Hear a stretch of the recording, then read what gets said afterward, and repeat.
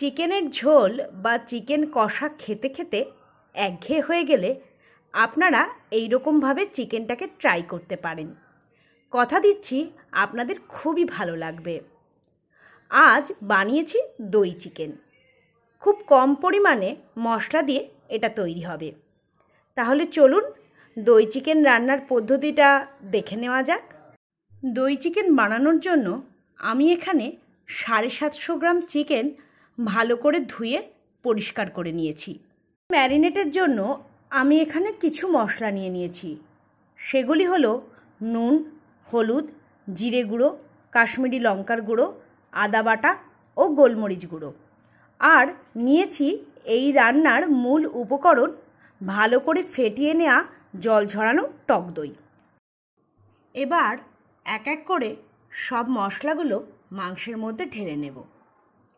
যেহেতু দই চিকেন বানাবো তাই এখানে দইয়ের পরিমাণটা একটু বেশি নেব। সব কিছুর সাথে ভালো করে মাংসটা ম্যারিনেট করে নেব। সবশেষে 1 চামচ সর্ষের তেল মিশিয়ে 1 ঘন্টার জন্য ফ্রিজে রেখে দেব। দই চিকেন বানানোর জন্য আমি এখানে ছোট সাইজের 4টে পেঁয়াজ আর 6-7 কোয়া রসুন নিয়ে নিয়েছি। পেঁয়াজ আর রসুনগুলো খুব ঝিরিঝিরি করে কুচিয়ে একটা পাত্রে তুলে নিলাম। কড়াইয়ে অল্প পরিমাণ তেল দিয়ে তেলটা গরম হলে গোটা গরম মশলা দিয়ে দেব ফোড়নের জন্য। গোটা গরম মশলায় আমি এখানে নিয়েছি 10-15টা গোলমরিচ, 5 থেকে 6টা লবঙ্গ, 2 টুকরো দারচিনি, 3টে ছোটো এলাচ ও তেজপাতা।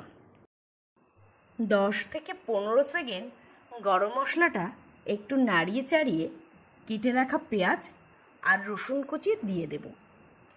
পেঁয়াজ ভালো করে নাড়ানোর পর নরম হয়ে এলে এর মধ্যে 1 চামচ আদা বাটা ও 1 চামচ কাশ্মীরি লঙ্কা দিয়ে ভালো করে পেঁয়াজের সাথে মিশিয়ে দেব। এরপর একটা টমেটো টুকরো করে এর মধ্যে দিয়ে দেব। পেঁয়াজের সাথে টমেটো নাড়াতে নাড়াতে টমেটোটা নরম হয়ে এলে 6-7টা কাঁচা লঙ্কা কুচি করে দিয়ে দেব।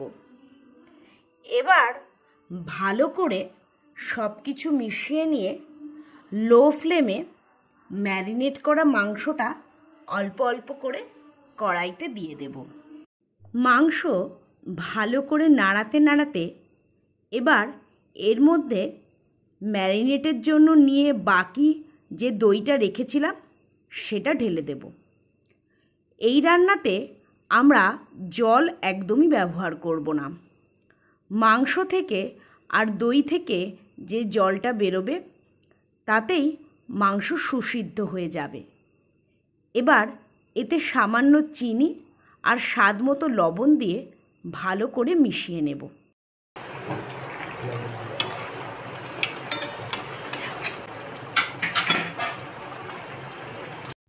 মাংস সিদ্ধ হওয়ার জন্য কড়াইতে ঢাকনা দিয়ে দেব। 5 থেকে 7 মিনিট পর ঢাকনা নামিয়ে ভালো করে নাড়িয়ে নেব যাতে কড়াইতে না লেগে যায়। দেখুন মাংস আর দই থেকে কতটা জল বেরিয়েছে। এতেই আমাদের মাংস সম্পূর্ণ সিদ্ধ হয়ে যাবে। 80% সিদ্ধ হয়ে এসেছে, তাই আবার ঢাকনা দিয়ে দেব। 10 মিনিট পর ঢাকনা নামিয়ে দেখে নেব মাংসটা সিদ্ধ হয়ে এসেছে কিনা।